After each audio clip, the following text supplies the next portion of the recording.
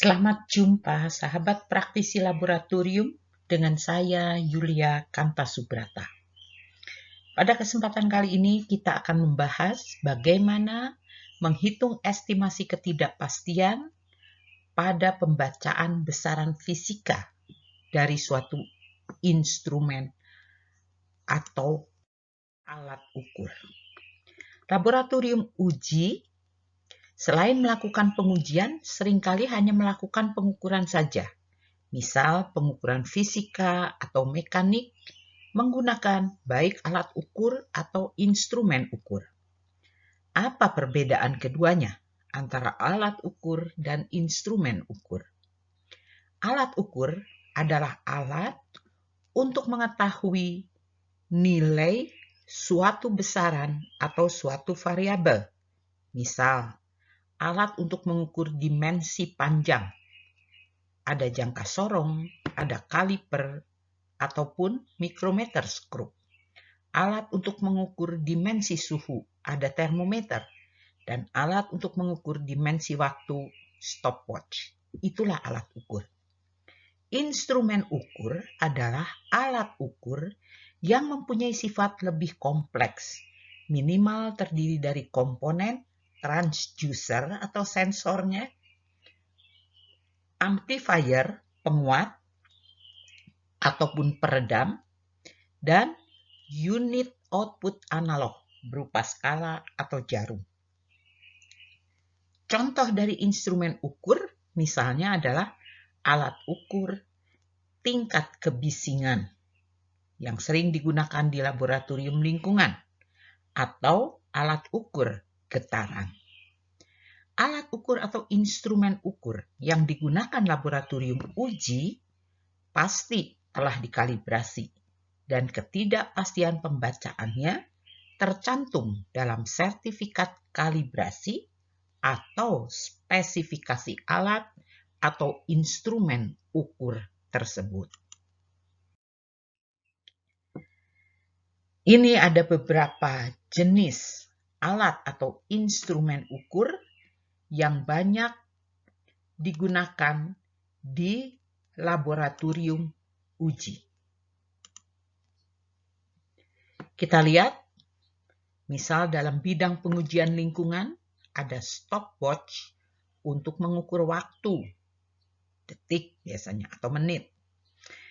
Ada termometer untuk mengukur suhu, ada barometer untuk mengukur tekanan, ada sound level meter untuk mengukur tingkat kebisingan, ada flow meter untuk mengukur kecepatan aliran air, ada wind speed meter untuk mengukur kecepatan hembusan.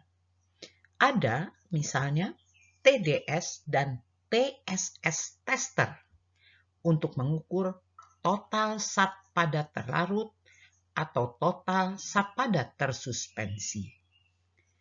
Dalam bidang pengujian mekanik, ada hardness tester untuk mengukur kekerasan logam, kekerasan bahan, ataupun plastik misalnya.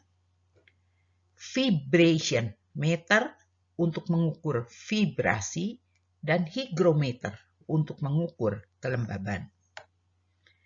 Dalam bidang pengujian pertanian,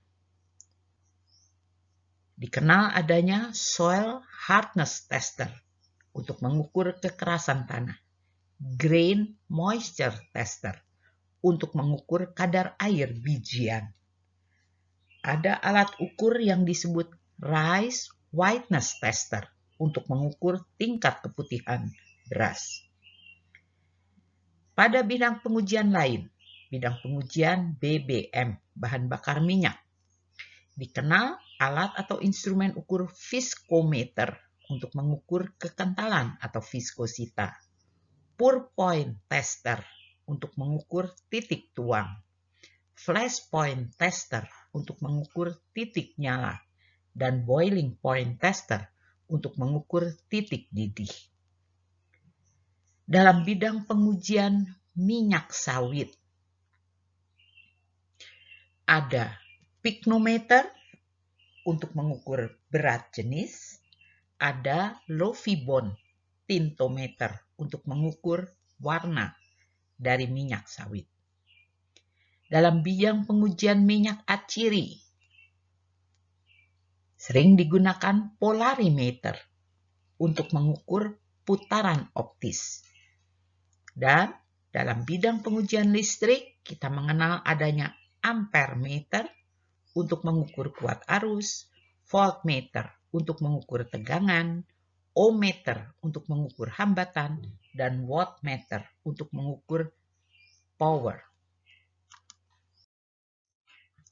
Nah, bagaimana cara menghitung ketidakpastian apabila lab uji menggunakan alat atau instrumen ukur tersebut? Bagaimana cara menghitungnya tergantung dari bagaimana informasi mengenai ketidakpastian dari alat ukur atau instrumen ukur tersebut dinyatakan.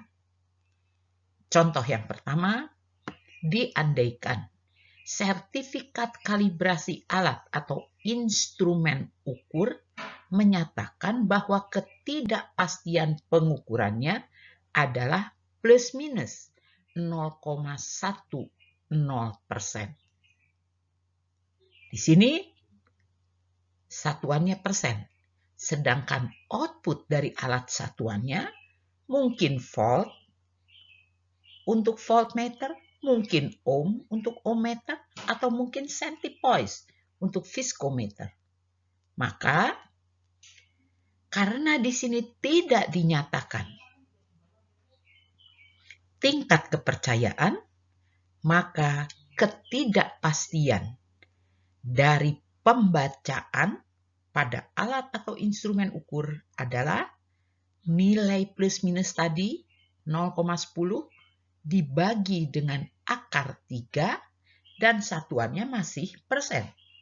Sehingga nanti kita nyatakan ketidakpastian baku pembacaan adalah 0,058% dari nilai pembacaan yang diberikan oleh alat atau instrumen tadi. Jadi ini masih harus dikalikan dengan output pembacaan yang diberikan instrumen. Itu contoh yang pertama. Contoh yang kedua, ada spesifikasi alat atau instrumen ukur dari pabrik yang menyatakan bahwa akurasi pengukurannya adalah plus minus 0,10%, tapi kemudian diikuti dengan informasi tambahan pada tingkat kepercayaan 95%. Karena di sini ada tingkat kepercayaan 95%, angka plus minus 0,10% tadi dibagi dulu dengan 2, sehingga dihasilkan ketidakpastian baku pembacaan 0,05%, tapi satuannya di sini masih persen. Oleh karena itu harus dikalikan lagi dengan nilai pembacaan yang diberikan oleh alat atau instrumen tadi. Sehingga nanti nilai pembacaannya, katakan kalau itu volt, ketidakpastiannya juga dalam volt. Kalau itu ohm satuannya, maka ketidakpastiannya juga ohm. Demikian yang harus dilakukan. Nah, kemudian ada pernyataan lain yang menyatakan gini. Sertifikat kalibrasi suatu alat voltmeter misalnya pada rentang pengukuran 10 volt dikatakan memberikan ketidakpastian sebesar plus minus 1% full scale deflection pada tingkat kepercayaan 95%. Maka yang dilakukan adalah 1% tadi jadikan 0,01, bagi dulu dengan 2, karena tingkat kepercayaan 95%, kalikan dengan 10 volt tadi. Maka ketidakpastian baku dari pembacaan alat tersebut adalah 0,05 volt pada rentang pengukuran 10 volt.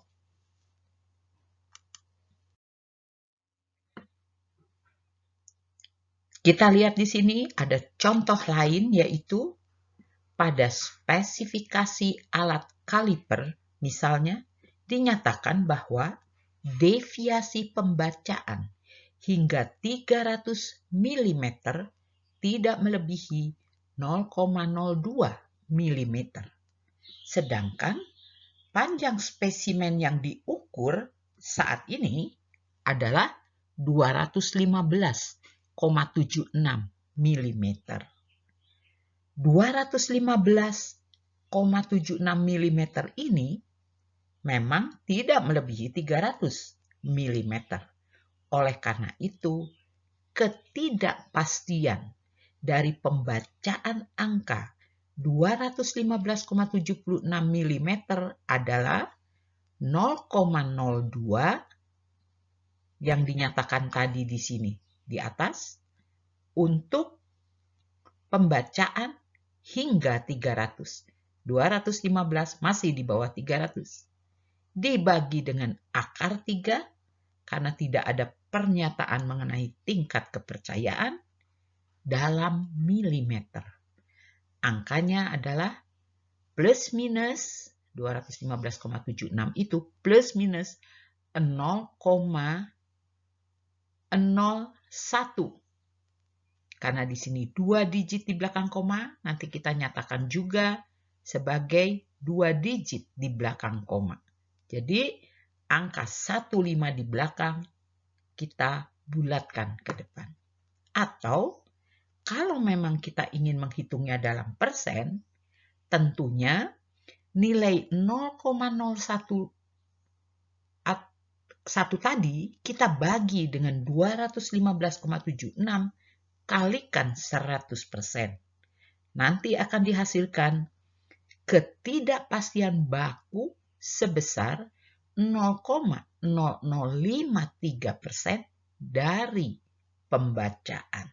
Jadi di sini justru yang milimeter dibuat ke dalam persen untuk memudahkan menghitung bagi pengukuran-pengukuran selanjutnya yang angkanya tidak lagi 215,76 mm.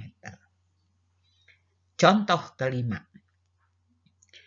Ada alat untuk mengukur kekerasan, yaitu alat ukur Rockwell hardness, yang pada sertifikatnya dinyatakan dari verifikasi indenter, ketidakpastiannya adalah plus minus 0,03 HRC.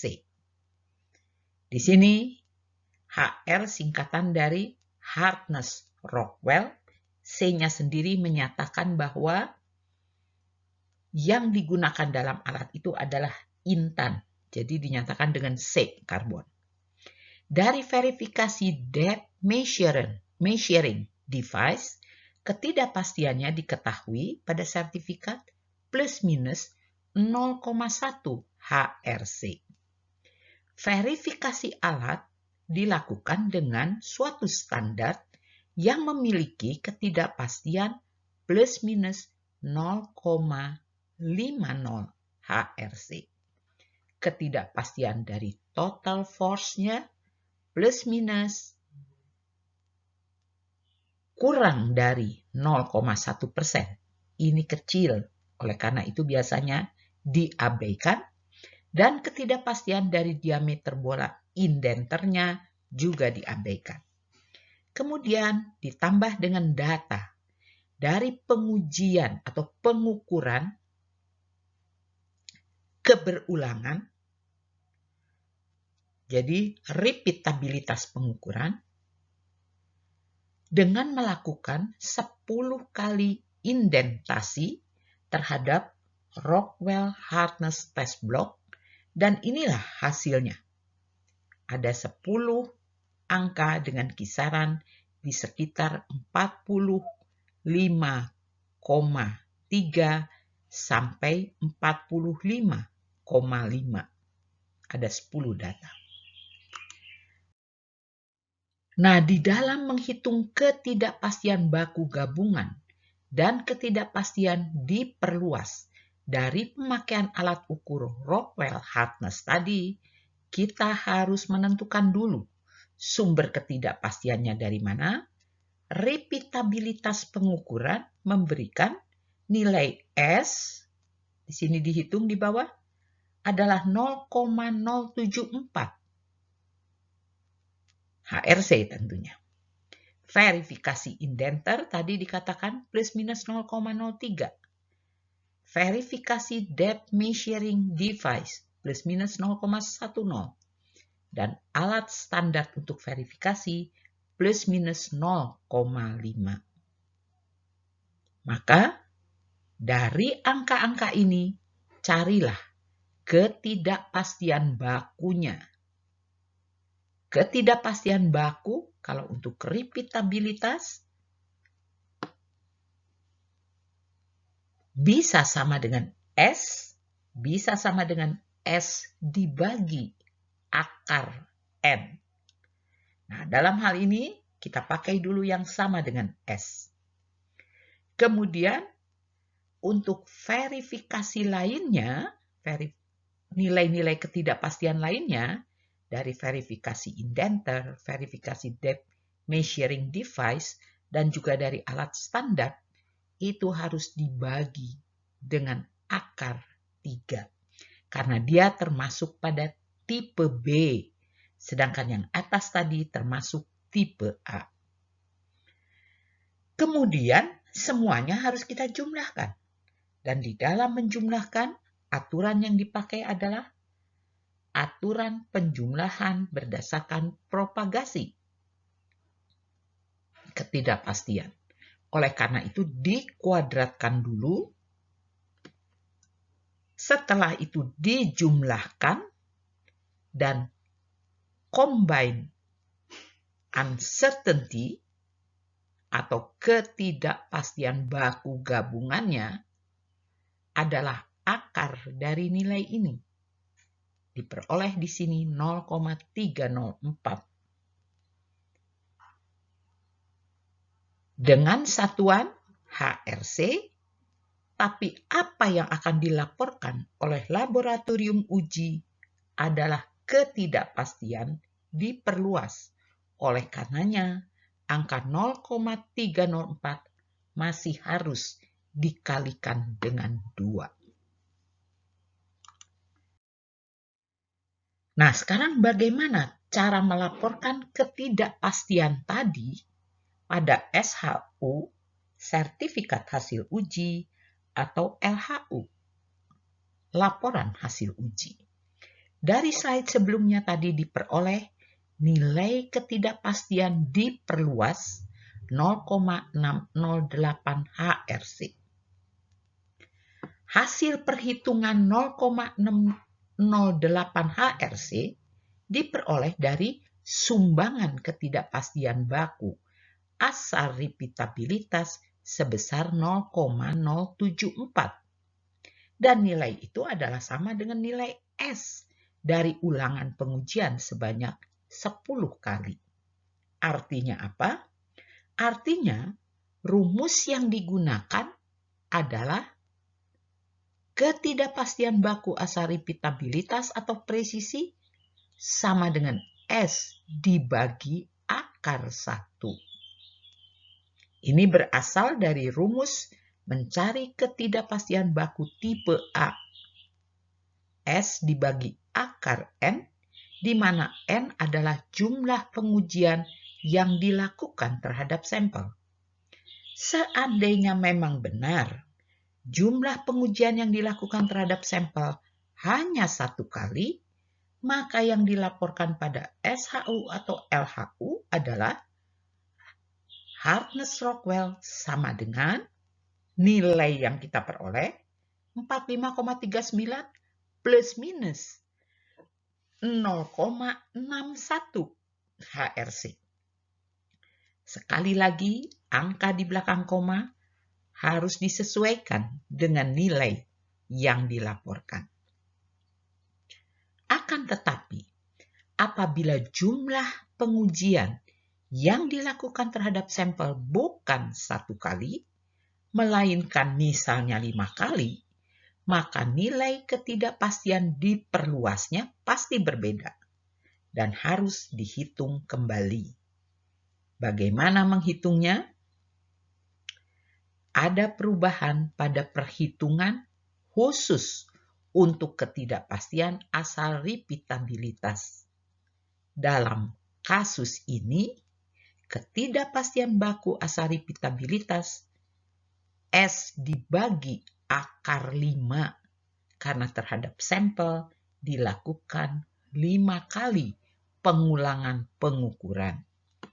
Angkanya di sini berubah dari angka yang tadi 0,074 menjadi 0,033. Dan apabila itu digabungkan dengan sumber ketidakpastian lainnya, kita bisa lihat pada slide selanjutnya, meskipun S-nya 0,074, tapi karena pengujian terhadap sampel dilakukan 5 kali, ketidakpastian baku asal repeatabilitas menjadi 0,033.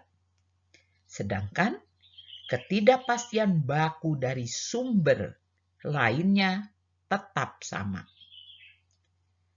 Sesudah semua ketidakpastian baku ini dikuadratkan, dijumlahkan, maka ketidakpastian baku gabungannya adalah akar dari angka penjumlahan tadi. Di sini diberikan 0,297, tapi apa yang kita laporkan harus berupa ketidakpastian diperluas, kita masih harus kalikan dengan 2. Sehingga yang dilaporkan pada SHU atau LHU menjadi berbeda. Hardness Rockwell, angkanya mungkin sama, tapi plus minusnya sekarang menjadi 0,59 HRC. Nah, demikian perbedaan antara apabila terhadap sampel pengukuran diulang, maka diulang beberapa kali, maka ketidakpastian yang dihasilkan pasti lebih kecil daripada apabila pengukuran hanya dilakukan 1 kali. Nah, coba kita akan lihat sekarang bagaimana halnya dengan ketidakpastian densitas, atau kadang disebut berat jenis, massa jenis. Kita harus lihat dulu pengukuran densitas ini dilakukan dengan cara apa. Ada beberapa kemungkinan. Pertama, menggunakan portable density meter atau kadang disebut handheld density meter. Maksudnya, densitometernya itu portable, bisa dibawa kemana-mana atau bisa digenggam dengan tangan. Atau kita menggunakan benchtop density meter. Density meternya bukan portable, tapi dia diletakkan di atas meja. Atau bisa juga pengukuran densitas dilakukan menggunakan pyknometer. Nah, apabila laboratorium menggunakan cara 1 atau 2, keduanya sama ya, baik cara 1 atau 2, maka ketidakpastian pengukuran densitas dihitung dengan cara sama seperti yang diterapkan pada alat atau instrumen ukur lainnya yang sudah dijelaskan sebelumnya. Di sini dalam hal ini kita dasarkan pada 1, data dari sertifikat kalibrasi density meter untuk mendapatkan ketidakpastian baku asal kalibrasi, dan selain itu harus dicari berapa standar deviasi dari pengulangan pengukuran menggunakan alat tersebut untuk mendapatkan ketidakpastian baku asal presisi. Kemudian keduanya dijumlahkan. Tetapi apabila laboratorium menggunakan cara 3, piknometer, maka ketidakpastian pengukuran densitas dicari dengan cara lain, yaitu didasarkan pada rumus yang digunakan untuk menghitung densitas. Rumus mencari densitas adalah massa daripada piknometer yang terisi larutan yang akan diukur densitasnya dikurangi M-ter. M-ter di sini maksudnya massa piknometer kosongnya dibagi dengan volume piknometer yang digunakan. Karena kita menggunakan rumus bukan sekedar membaca, tapi di sini melakukan beberapa pembacaan yang akan digabungkan menjadi ketidakpastian baku gabungan dari densitas, maka harus dibuat fishbone sesuai dengan apa yang telah diuraikan pada video dari seri estimasi ketidakpastian sebelumnya. Jadi fishbone dikonstruksi berdasarkan rumus. Nah, dalam rumus tadi ada apa? Ada M-ter dan M-gross. Kemudian dalam M, dalam massa, ada berapa duri? Kalibrasi presisi. Tapi mengapa di sini tidak ada duri dari presisi? Karena itu sudah dicakup dalam tulang utama presisi. Karena kita melakukan pengulangan pengukuran densitas. Jadi, seolah-olah tulang-tulang presisi di sini menyatu dengan tulang utama presisi. Kemudian ada tulang volume V. Di sini pun tidak ada presisi, tidak ada efek temperatur. Tidak adanya presisi, keterangannya sama seperti tadi. Dia sudah masuk di tulang presisi. Tapi tidak adanya efek temperatur di sini. Mengapa? Mengapa tidak ada duri dari efek temperatur sebagaimana biasanya? Karena duri dari efek temperatur sudah disatukan pada tulang utama temperatur. Jadi, di dalam membuat fishbone dari densitas, selain dari apa yang ada pada rumus, harus ada tulang tambahan yang menyatakan sesuatu yang tidak ada dalam rumus, tapi berpengaruh pada nilai dari densitas. Dan kita tahu densitas dipengaruhi oleh temperatur. Oleh karena itu dibuat di sini tulang utama temperatur. Dan dengan demikian duri kecil temperatur yang biasanya ada di tulang utama volume masuk ke dalam tulang utama temperatur. Dan langkah selanjutnya, kalau kita sudah punya fishbone, hitung ketidakpastian baku dari setiap tulang utama ini. Gabungkan, di sini ada 5 tulang utama, gabungkan kelimanya menjadi ketidakpastian baku gabungan dari densitas, dan terakhir hitung ketidakpastian diperluas dari densitas.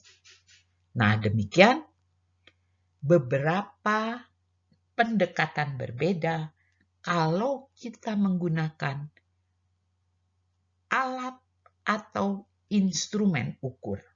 Sekali lagi, itu tergantung dari bagaimana informasi mengenai ketidakpastian dari alat atau instrumen ukur tersebut diberikan. Contoh-contohnya baru saja diuraikan satu persatu. Terima kasih atas perhatian semua sahabat praktisi laboratorium. Mudah-mudahan apa yang telah disampaikan dapat bermanfaat dalam menunjang pekerjaan praktisi laboratorium sehari-hari. Jangan lupa subscribe, like, and share untuk dapat memperoleh video-video berikutnya. Tuliskan juga komen sahabat pada kolom komentar. Sampai jumpa di video yang akan datang.